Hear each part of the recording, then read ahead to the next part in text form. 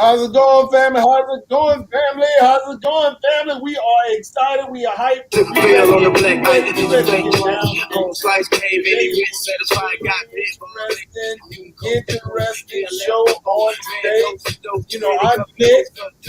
I'm Mike. What up? And we military brothers talking sports. We're really going to be talking about some great topics today, man. We're going to be talking about LeBron James getting altercation with the fan on the side. We're going to talk about Black History Month. We're going to be talking about my Hornets that a win last night. Actually, his first start. We're going to actually have a conversation. Those Memphis Grizzlies looking good, baby.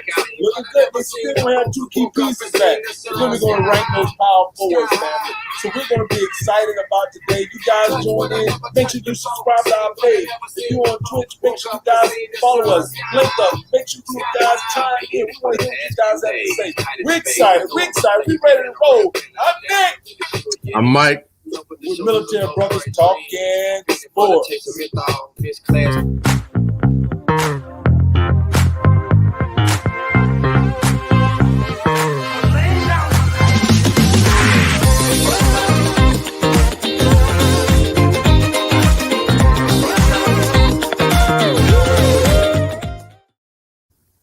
What up, family? Make sure you guys subscribe, link up, join us, follow us, family. Welcome to our show with Military Brothers Talking Sports. I'm Nick. I'm Mike. What's going on? What's going on, family? We love to have you guys. Make sure you guys chime in. Make sure you follow us. Make sure you let us know your thoughts on what we're going to be talking about today. Mike, my brother, how was your day today? Oh, man, it was beautiful, man. A little chilly here in Columbia, South Carolina this morning. Warmed up to a balmy 48. And how was your day, my brother? Hey, man, had a good day today. Had to go to a doctor's appointment today, man. Okay, yeah, we gotta take care. Yeah. You have to take care of yourself, my brother. If you don't, who will? So Exactly. Had to go see a chiropractor, man. Had a little. Someone ran in the back of me a couple of days, weeks, man. So I had to go to chiropractor. Get my back and my neck worked out, man. It was a little stiff yesterday. So they worked out, man. Yeah. So they took care of it. Brother feel better today, man. So we can't complain about anything whatsoever. Man, I'm excited about our conversation today. But as you know, we always started it's Black History Month. And we're going to start the show off talking about Miss Dawn Staley, that beautiful sister down at the University of South Carolina, the head coach. You can start off, Mike, man. What's your thoughts about that wonderful, amazing queen sister down in South Carolina? Well, first of all, I've been watching Dawn Staley since she was in college, doing her thing when she had the asymmetric hairdo leaning to the side. She was incredible, especially for her size. And then she just took the game to another level, with all her accolades. But living here in Columbia, South Carolina, she's taken women's basketball to the top, man. I don't think there's a young lady, definitely in the Carolina area, who has not heard of the Lady Gamecocks, especially with them winning the whole thing in 2017. And the stands that she's taken, the strengths that she's taken, the countless young ladies that she's sent to the WNBA. Mm-hmm. And she's a household name in Columbia. She is a rock star here. I love what she's done, man. Man, the thing I love about Dawn Staley is the fact that sister is not afraid to stand up for social justice. She's willing to stand up, speak up, and speak out. And really, man, encourage these beautiful sisters, man, as well as the ladies, to really be who they are. She don't, she said, hey, step up, step out, and she's really done an amazing job at the University of South Carolina, man. I really have much respect for the sister for what she's doing at University of South Carolina. She started out at the University of Temple. She was a 3-time gold medalist. She played in the WNBA, and she ended up leaving Temple to come to the University of South Carolina, which I was surprised that she came to the University of South Carolina. I mean, I'm glad she came there because now she started to get some notoriety in South Carolina. I'm from South Carolina, not a South Carolina Gamecock fan, but now I'm going to root for your son. I said that on yesterday. But but still, she has done a phenomenal job, and believe it or not, she's putting a lot of pressure on the Clemson coach. to start getting the job done at the University of Clemson. So she's putting a lot of pressure on people on these universities to get the job done. And the other thing I like about it, I'm glad the University of UConn is not winning every year. To me, man, I think that is really hurting the women's game when one team is winning all the time.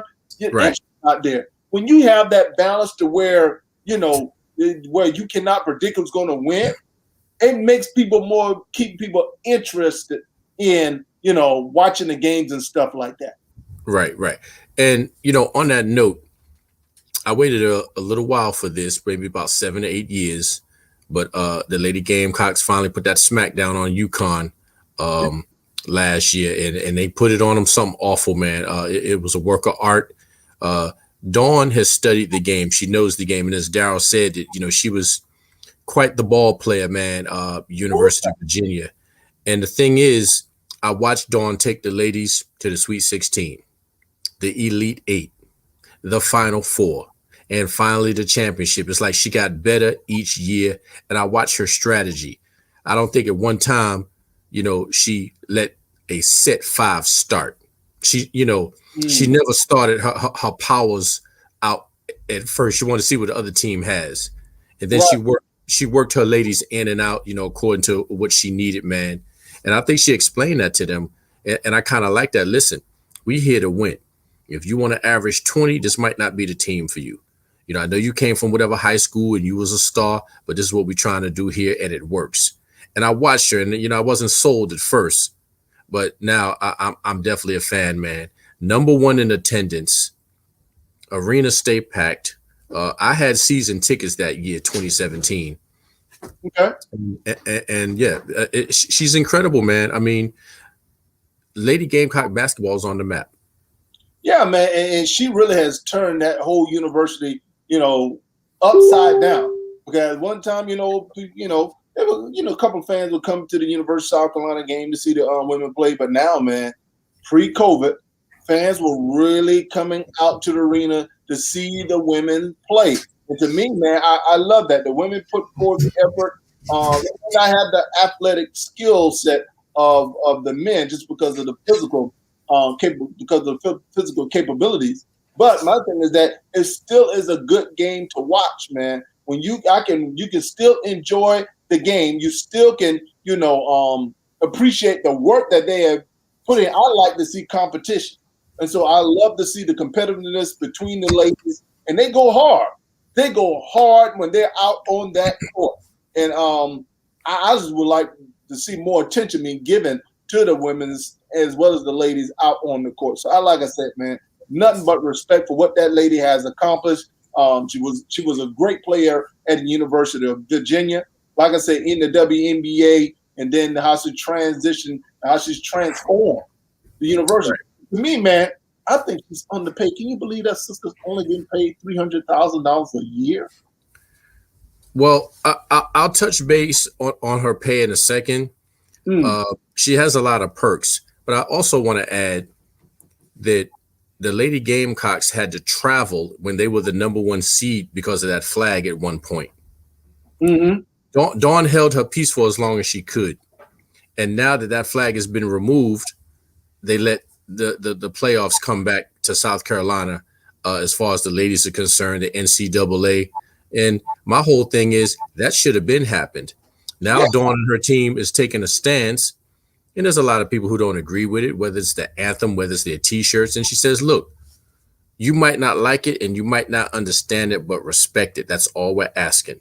And all we want to do is play basketball. And they're playing great. They're playing great. I think they only have 1 loss this season to North Carolina State, who came in ready. And North Carolina State, they went and put it on the Louisville girls last night. So they're here, and I think they're ready. But I think Dawn has tuned her girls up and, get ready to put on a show. Man, and like I said, man, she stepped up. She spoke out for a cause that benefits everybody. That doggone Confederate flag that flew on the top of the state capitol for all these years. I'm like, okay, yeah, it is a part of our history, just like slavery is a part of our history. Yes, we need to know about it and whatnot, but they lost. They were that's the thing that the Confederacy. If you study it, they lost, and they were not for unity. That flag is a symbolization for oppression. They want to oppress people. It's known. It's known. And we already know that a lot of people can't take a good L. That's just a whole thing. What's going on, Tracy Chambly? And you're absolutely right. Now, I want to back to Dawn's pay. There's a lot of jealousy on Dawn as far as pay. I don't want to say that it's all about the male chauvinism, but some people think that because Dawn is a female and female coach, that she shouldn't be making nowhere near as much as a male coach. But Dawn's body of work, her record, it speaks for itself. She deserves every single thing that's given. And I think you mentioned she was also the Olympic coach. And I love what she does with the girls across America and how she prepares them for the Olympics, man. And how she picks them. It's incredible. I think she's underpaid. Definitely. She's vastly underpaid. As you know, the South Carolina, the men's coach, I'm not sure. I'm quite sure he's getting paid a couple of $1 million. Frank Martin, he's making a pretty penny, man. But like I said, I think it's a lot of male chauvinism going on, but I'm sure Dawn, is going to rectify that. And not that it makes up that she's the Olympic coach and gets flown halfway around the world. Her perks are incredible. All the accolades. She's in the Hall of Fame. Hello, James Naismith Hall of Fame. You're talking about a Hall of Fame coach, man. It's incredible. If you ask me, it should have been 2 statues outside a Colonial Life Arena. Should have been Asia Wilson and Dawn Staley. And they need to put one up eventually. Yeah, hey, I agree with you 100%. And not to knock Frank, because he really has spoken out for injustices dealing with that flag. He spoke up as well. Mm-hmm. So I'm not knocking Frank. What I'm just saying is that if he's, say, for instance, he's getting paid $1.2 or $2 million a year, you're only paying Dawn $300,000, and Dawn has brought a chip to your university, your school, or Uriema, and who's with UConn, has several championships. He's getting compensated, quite well with UConn. To me, they definitely need to pay Dawn Staley more than $300,000 a year. She definitely deserves more money. I think if she should make well over $1 million a year for the work that she's doing, on and off the court in the community. So my thing is that she needs to be rewarded and compensated for the job well done. She makes that university look good and make that university proud. So if she leaves, you're going to lose money. So my thing is that she needs to be compensated based on the effort and the things she does for that university. Yeah, let me just throw something out there, and I mentioned all the perks. The closer you get to the championship, you get bonus money. Mm-hmm. So I don't know how much bonus she got in 2017, but it was a load, and she's getting paid a pretty penny. I'm not gonna say as much as she deserves, but a lot of dividends have been added to her salary since 2017. And that's probably what a lot of the jealousy is, because she's been SEC Coach of the Year. That's X amount of dollars in her pocket. Okay. Winning the SEC, taking her team to the Elite 8, Final 4. That's X amount of dollars. There's bonuses per. Winning the championship, I'm sure she got a good couple of maybe about, let's say she got 100,000. Regular season schedule. So I don't know her exact pay, but if me and you think that it's 300,000 in perks, she's probably getting more. I'm not saying that makes up for it, but Dawn wants for nothing. I'm sure her house is immaculate, probably driving what she want to drive, a key to the city, eating good. You know what I'm saying? So it's not like she's sitting on peanuts. She's a queen, man, and I'm sure she's gonna be taken care of, especially if the school wants to keep her. And I guess that's my thing, man. To me, I'm just about equality. Some of these ladies out here doing some amazing job and just not getting compensated for it. As we just talked about the queen we just lost a couple of days ago, Cicely Tyson.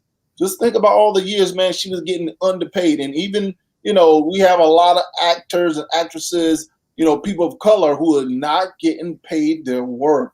And Right. that's all I'm saying.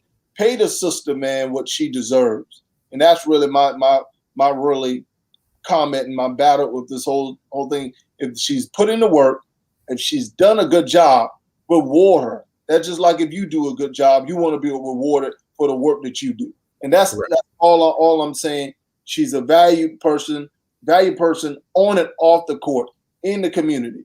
Oh, definitely. And that's really what I'm saying. And I hope that she just get rewarded. I believe giving people their flowers while they're alive versus trying to reward them while they've already left us. Listen, you said it all, man. She's okay. Somebody just posted it. She's getting about she's making a pretty penny. I want to add. I used to work at a high school a few years ago with special needs children, and Dawn gave each of the special needs children brand new Under Armour sneakers, man. I will never forget that as long as I live, man. These kids looked at these sneakers like they had struck gold, and they wore them with so much pride, man. And that was all because of Dawn, man. It's the little things, you know what I'm saying? The little things, man. Okay. So thank you, Darryl, for that information, my brother. So you can see she's getting paid a nice little piece of penny. So my thing is that she deserves it. She getting paid 1.1 million. I think he said 1.6 or whatever. Right. Yeah, sister still be getting more than that. Get that sister flowers. That's all. It's probably a little bit more than that. I think that, so hey man, she's gold. She's golden. I got you. All right, on to our next topic. You couldn't wait for this one. You couldn't wait for this one. If you guys didn't see, LeBron James had a little heckler at that Lakers Atlanta game on last night. And the fan got thrown out. There were like four of them. They ejected four of them. First, LeBron had an initial interaction with the husband. As you know, his wife was there. She had a couple of choice words, had a couple of brewskis in her. Maybe some champagne, whatever she had. Some ripple, exactly. Like Fred Savage used to say, some champagne up in her system. And man, listen, she was pointing going off, man, but LeBron loved it. So I want to know your thoughts on that, my brother. I can see the little mouse in your head on that little wheel running. Let me hear what you got to say. I need to hear this. Well, listen, first of all, LeBron is a master of getting inside somebody's head. He actually reversed it on her, and it worked.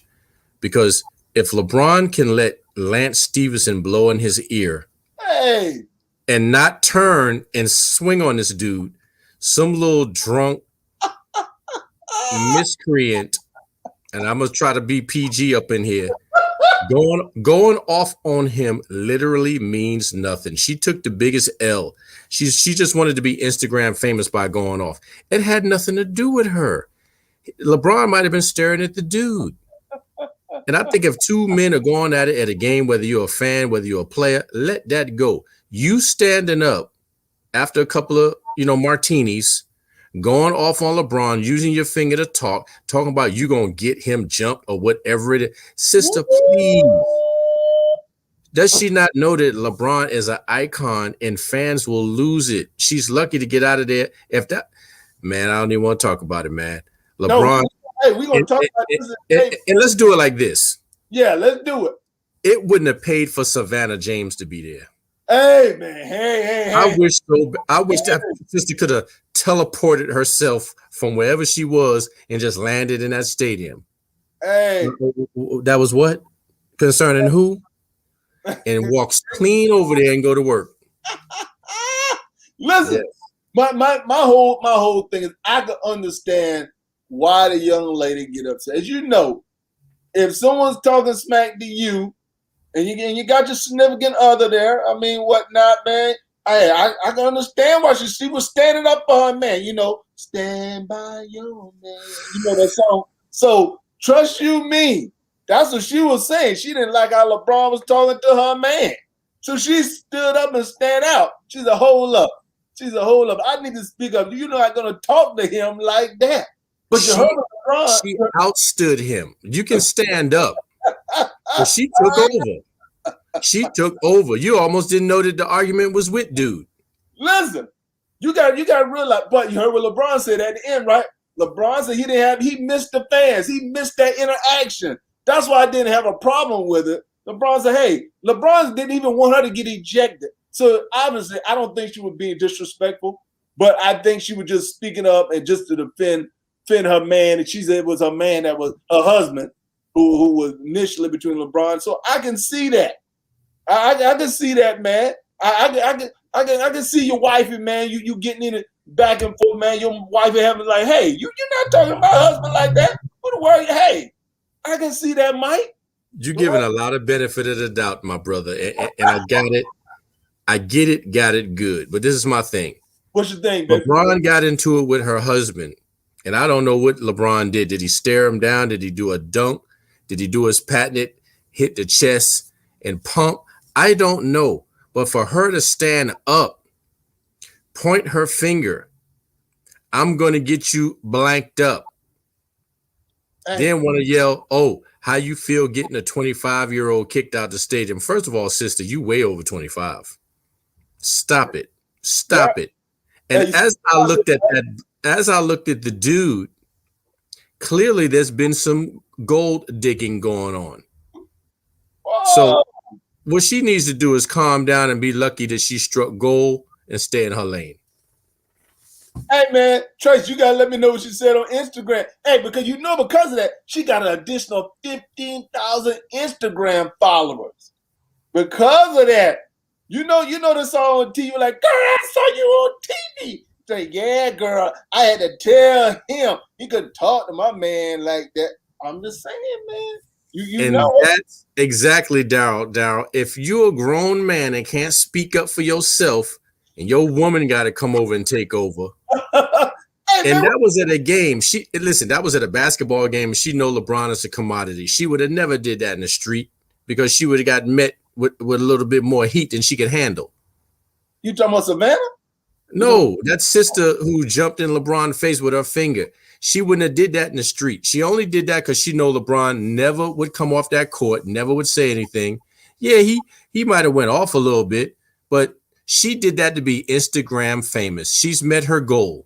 Let me go off on LeBron so people can see. Let me record this. Let me put it on social media. Let me get 15,000 more fans. I can see that. Tracy. She juiced it for all it's worth. Hey, because LeBron out or whatever case may be, but my thing is, okay, get you a couple fouls. Trust me, LeBron wasn't hurt by it. They still won the game last night. Trust me. LeBron didn't even talk about it until they brought it up. That young lady is so far in the back of LeBron's mind that he's not even thinking about her anymore. Exactly. And so my whole thing is that I understand what LeBron meant when he said he missed the fans. Because when the fans were in the stadium, he would always get heckled and stuff. So because I remember when Cleveland was when the Lakers played Cleveland a couple of days ago. And LeBron was playing a game, and a player on the sideline. No, there was a fan running his mouth, and LeBron dropped like a quick 19 or whatever significant number of points in the fourth quarter. So he likes that. It's like it gets him motivated. So okay, I had to prove a point. Kind of like what Michael Jordan did to Mel Turpin.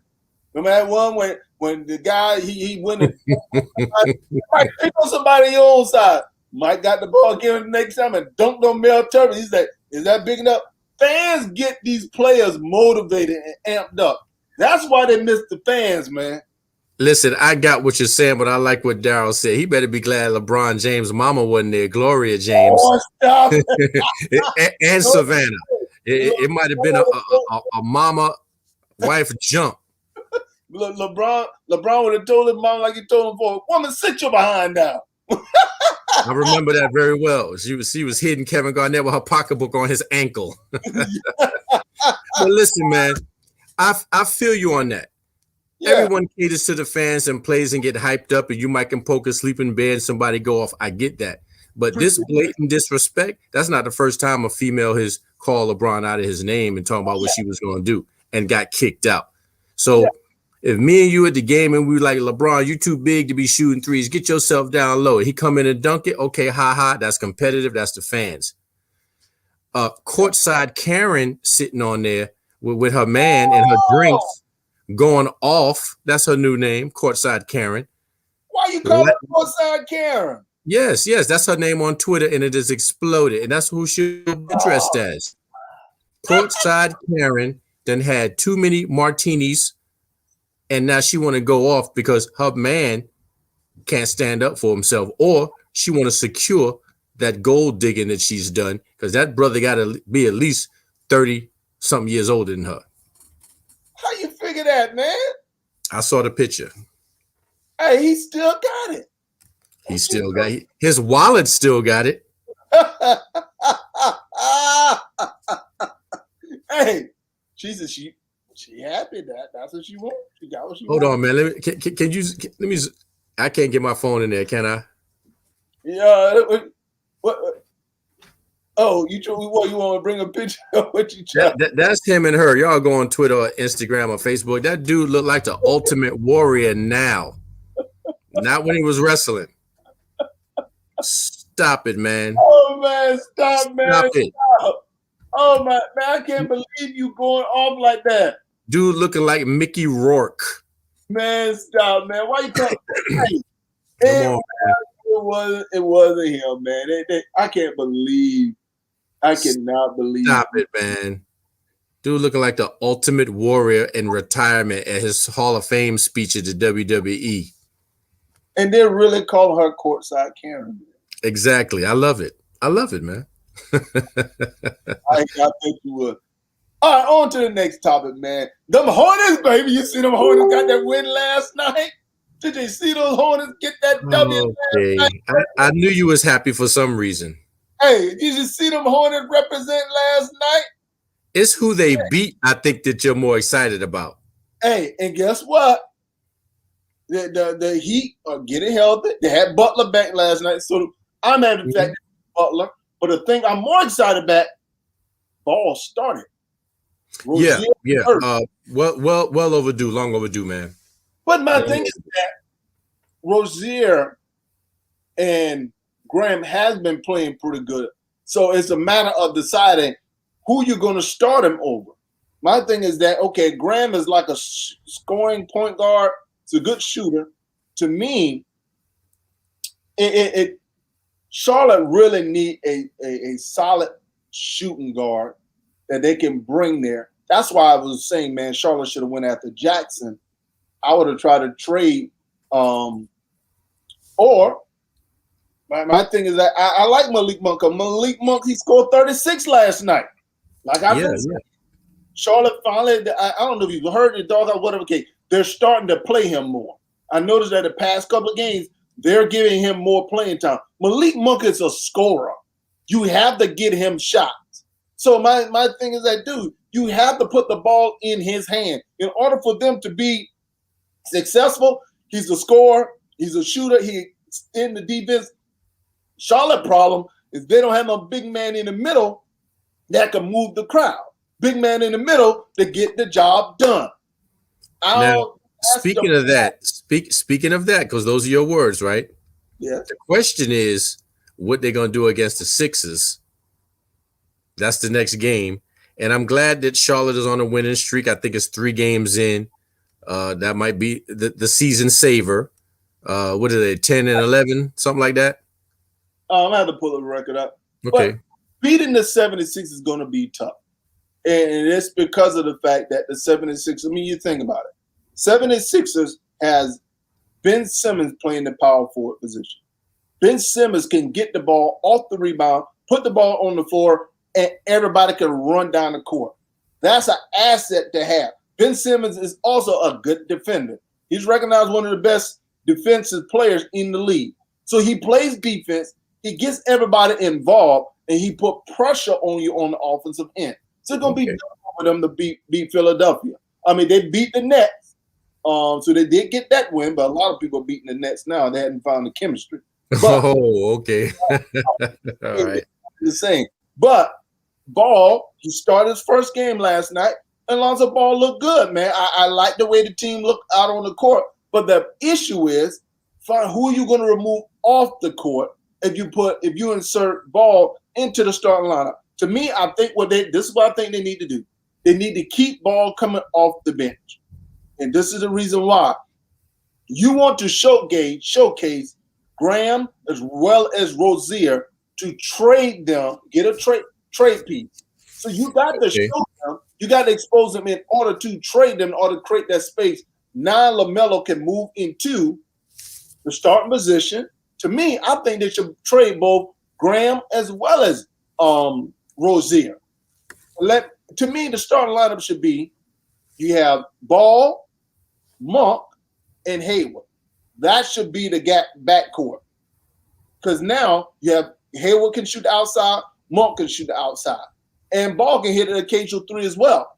And now you trade those two pieces and get somebody in return that is going to help you down in the post. That's what Charlotte needs, a big man down in the post that can play defense, that can score, and do things like that. I really wanted Charlotte to sign Noel. Noel would have been a good asset piece for Charlotte. He can give you, 10 to 12 points and grab you double-digit rebounds. Noel Norlands. Yo, who played with the Knicks? Yeah. I was going to mention that. Yeah. So to me, that's the type of player that they need on their team in order to make their team better defensively, as well as playing a role on their team that they need as far as some scoring down low. So that's my thing. But they won the game to look good last night. They didn't give up. Yeah. Monk was on fire last night. He hit 9 3-pointers. Okay. He was on fire last night.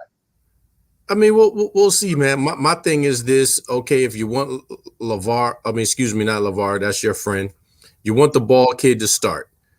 What if he gets hurt, man? But that's anybody. Okay, I got you. But if you get rid of your two guards, you get rid of Rozier, you get rid of Graham, Ball sneezes, gets hurt, pulls something. Who's coming in? Who's relieving him?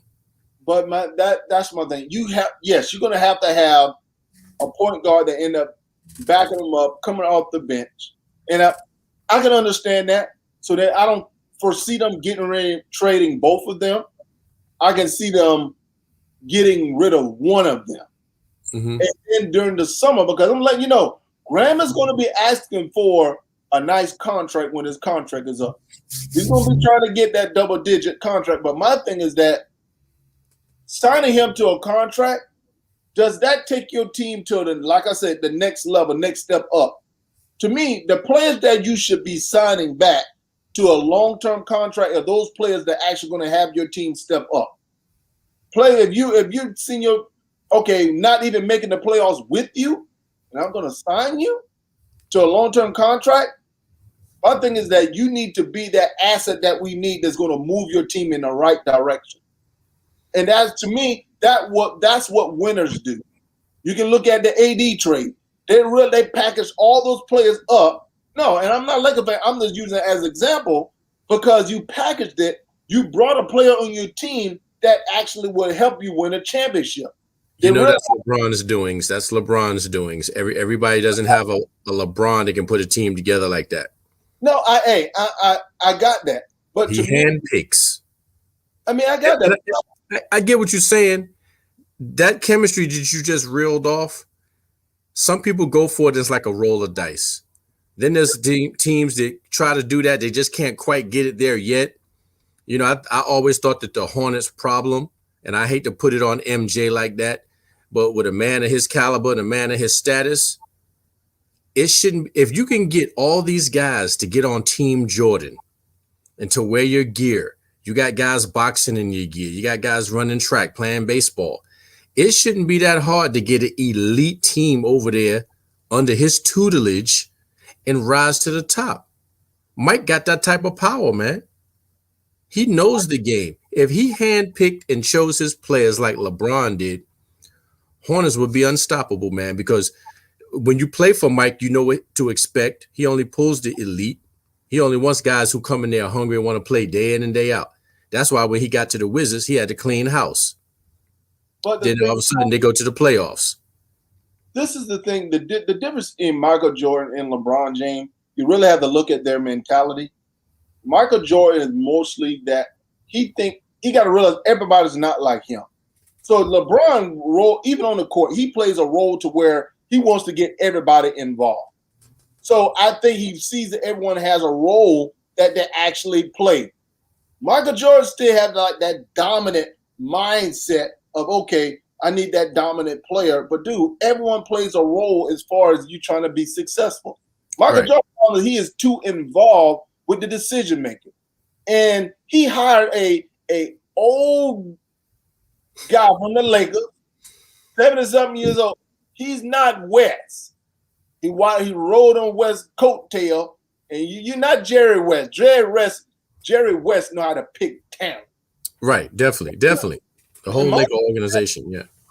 And the players that he has picked has not benefited Charlotte at all. And that's my thing, bro. Hey, man, like I said, give me a 2-year contract.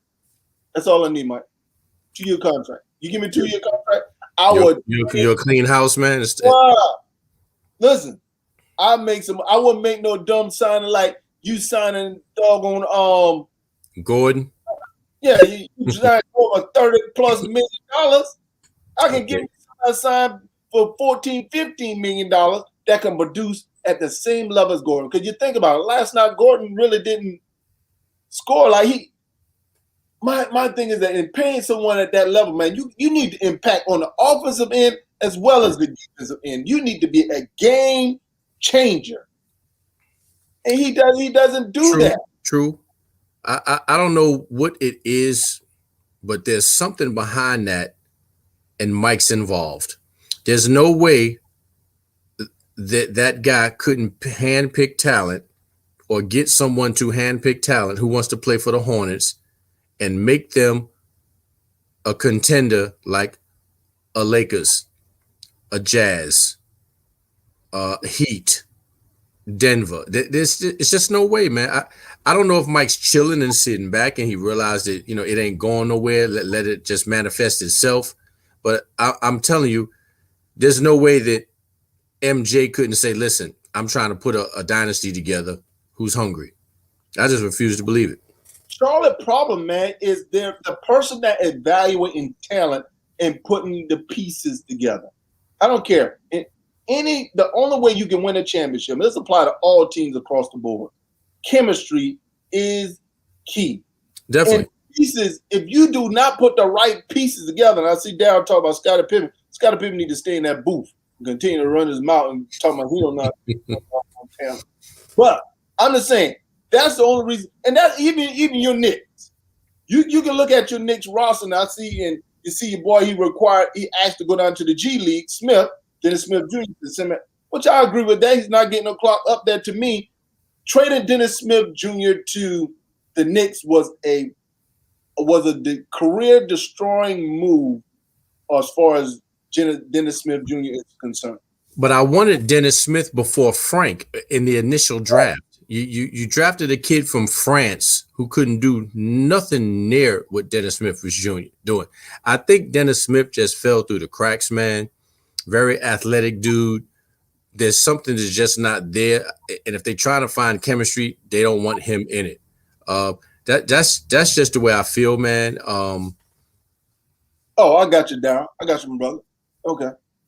But the thing about Dennis Smith Jr., you have to look at, I don't care if you get drafted, man, even in the NFL, a lot of these quarterbacks and a lot of these players, man, end up going to teams to where the system that they're running is the system that fits for them. To me, because you got to realize when Dennis Smith Jr. left, what did they end up doing with Luka? They put Luka at the point guard. So yeah. That's what they will look at. Dennis Smith will start at that point. Yeah. So Dallas is very special. Yeah. So Dallas is like, hey, we need to put Luka at the point and see who wants to bite on Dennis Smith Jr. So Knicks made a dumb decision by getting rid of the unicorn That was dumb. He wanted to leave, man. Hey, Dennis Smith doesn't play defense. And you got to play D for the Tibbs, for Thibodeau. Got to play defense. Yay. If you got a coach that's asking you to do something and that will control your playing time, you got to do it. But you know what? I still like when Kemba was on the Hornets because he was doing big things, including going to the All-Star game. But what was Charlotte doing? Not winning. Okay.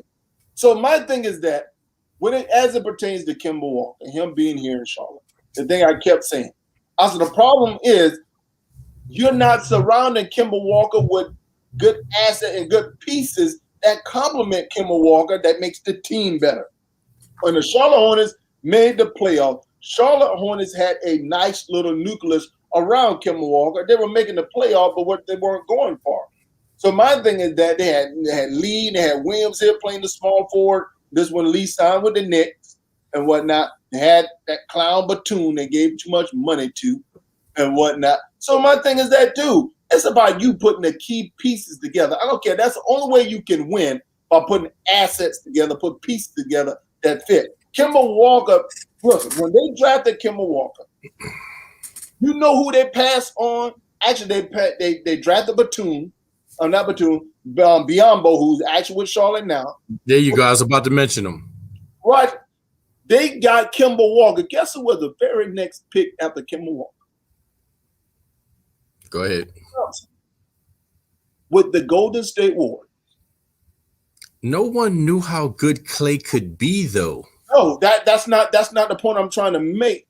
My point is, you should have drafted Kemba with the first pick and drafted Klay Thompson with the next pick. Klay Thompson was viewed as one of the best shooters in coming out of college that year. So he was a great shooter. So now you've got to solidify your point guard as well as your backcourt. You could have gotten a power forward or a center in free agency to fill that doggone role. So to me, there are players out there, man, that Charlotte's pass on that's really killed the organization. Yeah, everybody's going through that, man. I feel your pain, man, especially with my boys. I think Charlotte, like a lot of teams, they get trigger happy when someone does good and maybe taste a little bit of the playoffs. Yeah, but hey, it has to be more than playoffs. You need to get past the playoffs. To get a playoff, you go home, you get bounced out. I know the little extra check, a little money for them, but it needs to be more than that, man. And they have such a small lineup. But I'm going to get off my soapbox so we can go into the next topic. I'll be there talking about these Hornets. They small. Your center 6'9.5", probably 6'10". Can't stop nobody. But anyway, we can talk another topic that we both. Hey, you see them Memphis Grizzlies? Them Grizzlies, baby. Ooh, them Grizzlies playing good ball, man. Since they off their quarantine. Yeah, that's amazing, man. You know, everybody play good ball during the season. Let's see what them playoffs look like. But the thing about it is, man, one, I'm gonna let you know, man, Memphis is a team you have to look out for and watch out for. And the reason why I say that, Memphis, one, like I said, Winslow and Jackson are not even playing. But the guy that has surprised me has been Anderson. Anderson is so slow. But they got him playing the power forward position. He's a good outside shooter. He kind of reminds me of the center that's down there in Denver. Poetry in motion. That Joker is Djokovic? Yeah, you know, Joker's not fast. Oh, man, I saw the game the other day. I almost fell asleep, man. So, Anderson is just like that. So he's real slow, being a nice little jump shot, and can handle the ball. They got him playing center. They have Clark at small forward. You got Brooks. You know, you have Ja. They got even call the bench, man. I'm letting you know, when they get Jackson back and Valanciunas back and they get Winslow back, dude, I'm letting you know, man, Memphis right now, brother, is a squad you better not overlook. I see him, man. I see him about 9-6, I believe. Listen, it's good entertainment, man. It's good balls. A lot of teams shocking people, beating teams that they shouldn't beat. I get it. And of course, you know, who can't like Ja, man? He's so energetic. He makes a lot of things happen, man. Just a splendid dude, man. A joy to watch. But watch this. I think that COVID, them actually missing a couple of games, 4 or 5 games, whatever number of games that they missed, that really helped them more than you actually know. Because to me, I think it allowed them to continue to play together and continue to work on chemistry. Because remember, before that, Ja got hurt. He was out Right, there. right. He came back. Just for like a game or two, then they put the whole team on quarantine. And to me, I believe the team still practice and play together because at that time they had Anderson playing the small forward. Clark was coming off the bench. And now, not sure when Jackson come back, they put Anderson at the doggone power forward. Clark coming, small forward. And, to me, bro, and the guy out of Michigan State who they drafted is playing some good ball too. So they really, really, really, man, have a very good team. It's like they have a balanced team. Yeah, they're rocking, man. They're on about a 7-game winning streak. Turn their record around, man. I give it to them, man. We'll see. We'll see. Hey, man, I'm gonna let you know, bro. I'm excited about them. Them Grizzlies, man. They're gonna really, really, really, really make it known. We'll see. Are you excited about your Knicks? What do you foresee your Knicks possibly going to be doing? Okay, we fell a little bit, man. The win streak didn't last too long. We lost a lot of chippies that we should have gotten, man. I think the Knicks fell down to about 10th place. I'm not happy with that. I expect more out of Robinson, man. And I know he tweeted that maybe they'll play me. And he did that because he was hurt and he wants to play. Young brother, stay off Twitter. You don't know how somebody going to take something, man. Come in the lane with authority, man, at all times. He has a high percentage shot, man. Okay. Here's another COVID update, with the season. But my thing is, man, because the Knicks were playing good ball, man, at the very beginning of the season, man. And so now it's kind of like, okay, what has transpired? It's like, I know you like the way Julius Randle has been playing. Yeah. I got him on my list later on today. We'll talk. I'm feeling Lil Rivers, man. Lil River. I call him Lil River. Lil Austin Rivers, man. Got a lot of firepower and spunk. I like the junk talking that he's giving other opponents, man. I like him. They need that fire, man. They need that fire. I know what game, man. He had like a back-to-back turnover. I'm like, dude, trying to go one-on-one. To me, man, you should be able to take your man off the dribble, but still be in the floor of the offense, still do ball movement and stuff like that. That's the thing to me, man. I think that will make team more effective when you actually do ball movement and you still stay in the floor of the basketball game. I still can see you cutting because, like I said, man, in the Memphis game last night, it's like they had, I think they had like 9 players in double figures. So they really moved the ball. Everybody was involved, and not everyone feel a part of the win versus depending on 2 and 3 players that really taking to the promise. Like, no, they're like, no, we play together as a unit. That's why I like Denver squad. Denver really have a great nucleus. Murray, Millsap, the Joker, Porter Jr. They really play a great game versus Portland. Portland's still waiting for some players to come back. But like Dame Lillard, he trying to carry him on his back. Carmelo, they got Covington starting out. Carmelo coming off the bench.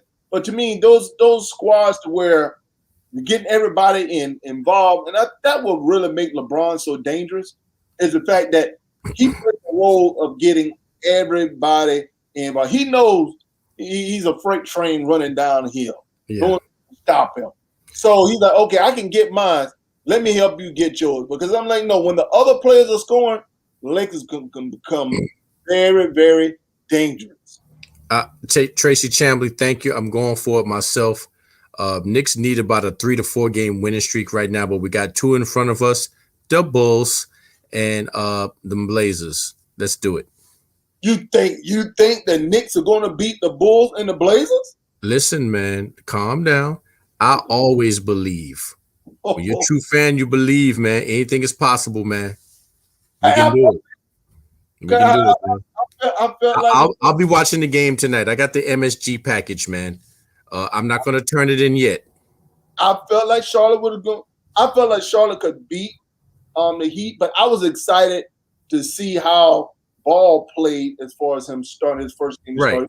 A lot of chemistry. You said it. The chemistry, man. Ball starting, Monk dropping mad buckets, and they pulled it, man. It's about chemistry. A lot of people don't understand that. So from your perspective, how do you view the chemistry with the Knicks? Since you that's your squad. It's a lot of young players, man. RJ is trying his hardest, man. He's trying his hardest to be a leader. You know, I saw some things that he did that I didn't like. We just need everybody, Bullock. Everybody got to be on the same page, man. Randall's doing it big. At times too much, but his numbers have went up. He's productive, man. I like what I see. He can actually own the city. We need a couple of more pieces, man. And then we got to go for a run. But everybody got to click.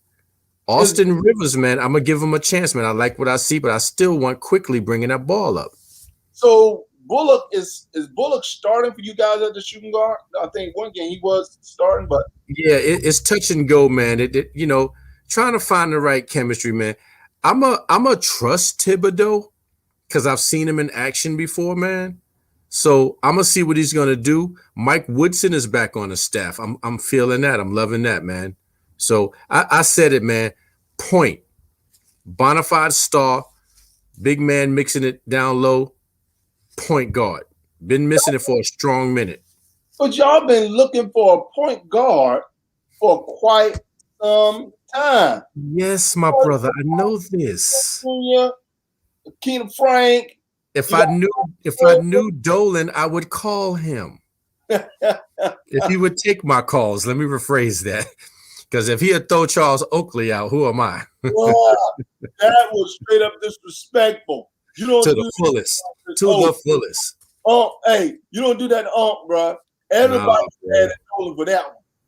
And you're gonna need about a 6-man security team who been eating good to get him too. No, Oakley, no joke. Hey, I feel you. Hey, man, don't bring that up, man. I'm still trying to live that down. Don't do that to me. Hold up. What you mean? Hold up. Everybody, Phoenix Suns thought they were going to get Ja. Memphis was a squad that ended up with Ja. I knew y'all Knicks was hoping that you were going to get Ja. But my thing is that Ja ended up where he was supposed to go. I was hoping Ja ended up being Charlotte.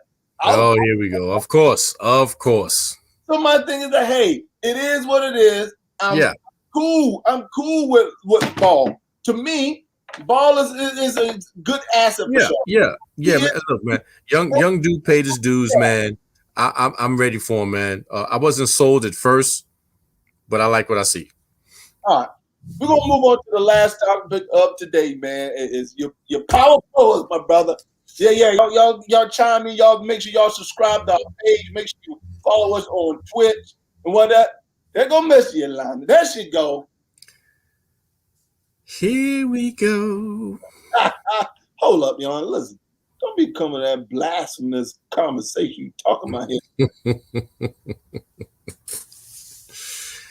Hey, man, we missed her yesterday. I wanted her. You know, this was the Westbrook fan that we ran into the other day, talking about he the hardest working man in show business. Hey, it wasn't about fault. The thing about it, they didn't surround Kimber with the right pieces. That's what I said. Change the rules of the lottery. How dare they, man? The lottery dropped. I'm begging, Tracy. Come on. Begging for a dog. Squad. Hey, man, we want anything that's in our favor, we going for it, man. I ain't begging, man. That's bargaining. Brown. We're going to change up the rules all of a sudden. Hey, you and Tracy sound like James Brown. Please. Here we go, man. Here we go. Okay. This is a Hornets fan. A Hornets fan coming at the almighty NYK. It's okay, man. Yeah. Let's do this thing, man. East, West, where we going? What we doing first? East first, baby. Come on. We on the East, so we start with the East. Go ahead. Okay. Top 5 power forward. From 1 to 5 or at random? 1 to 5 in order. 1 to 5. Okay. I'm gonna do it like this. I'm gonna go with Greek Freak. Greek Freak. Got to do it. Pascal. Siakam. Yes. Which Siakam. one? Good Pascal. one. Yeah. Like the athletic ability. Got to go with Sabonis, man. I'm liking what he does. I'm liking what he does out there. I'm trying to see something. I'm gonna slide my boy in there right quick. Julius Randle. I'm sliding him in. Homer. And I'm gonna throw Aaron Gordon in there. What, Orlando? I like his athletic ability, man. Memphis chokes every year. Here we go. We got to I left that up there for a reason, person, because she's talking madness. First of all, Memphis is rebuilding. 2 years ago, they just picked up Ja. The only reason they missed the playoff last year is because player Jackson got hurt, and that's the only reason why they missed the playoff. So please clarify your definition of choking. You need to have some assets and players around you be able to move forward. So please clarify my. Hey, let me go my small forward. I mean my power forward. First, let's go. Greek Freak is number 1. Gotcha. Number 2, I actually went with Ben Simmons. He's playing the power forward. I figured you slide him in there. Okay, I got you. Ben Simmons is, to me, 2. Pascal Siakam is actually number 3 in my book. Number 4 is that underrated player that's down in Indiana. Hey, Sabonis putting in work, bro. Yeah. Putting in work. On the low, he low key doing it. Hey, role player. And my guy, man, the 5th one, man, is Collins with Atlanta. Okay. I like Collins. Yeah. I'm surprised you ain't throw Tobias Harris in there, man. You've been pumping him a little bit. Well, I saw Harris as a small forward. I didn't see Harris as a power forward. Harris is small. That's really it's okay. Giannis. Okay. Tobias. But see, Tobias Harris as a small forward, and Jaylen Brown really isn't a true power forward. Jaylen Brown is like a small forward. I view him and Tatum as small forwards. See, the NBA is going to where it's more that, but Brown is more small forward. If it wasn't for that, you put him on any other squad, Brown is going to play small forward. And Ben Simmons, they have him at the power forward, 6'10" power forward. So let's head over to the West, my brother. Here we go. Okay. Got to go ahead with AD. Okay. Got to give it to him. Going with Zion. Ooh. Yeah, going with him, man. A lot of people talk that talk. Karl Malone want him to get more than 2 boards. We got you. I hate to say this, man. It pains me to do this, but I got to give it where it's due. I'm looking at body of work. Draymond Green. I know that hurt for you to say that. Yeah, it really does, man. But I'm gonna get past that, man. I'm gonna move past that. AD is in the West, so we're doing the East Coast West, and next week we're gonna do a top 5. Starting 5. Yeah, I hit AD on me on mine. Trace. This next brother I'm gonna name. His body of work kind of speaks for itself. He's tried to step up, fell off a little bit. I'm gonna slide Aldridge in there. Marcus Aldridge. Aldridge is a good player, man. Yeah. And here's another name that bothers me. I'm going to slide him in there. I don't like the 2 threes that I seen him make because he shouldn't have took them. Ibaka. Serge. Yeah. When he's balling, he can get it in, man. I don't like big men taking threes. No, I hate it. But it was effective in that victory. Yeah. All right. My top 5, man. 1 is AD. Number 2 is the unicorn. I got the unicorn. For that. Okay. Number 3, talked about the other day, man. Paul Millsap. Paul Millsap is putting in work down there. Number 4, He's. I had to squeeze Zion. You got to give it to him, man. He's only scoring, man. He's not doing that on the defensive end. He's not hitting the board. I'm gonna call him, man. Tell him get some more boards. Zion going to my number 5. Number 4, I'm going with Jackson. Since Miss Yolanda want to call out Memphis, Jackson with the Memphis Grizzlies. Okay. The guy was putting up a double-double. He's the second lead scorer with Memphis before he got hurt.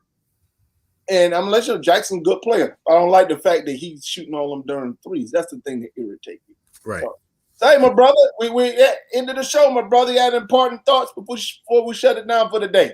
My parting thoughts, man. I want to recognize another African-American great, Nat Sweetwater Clifton.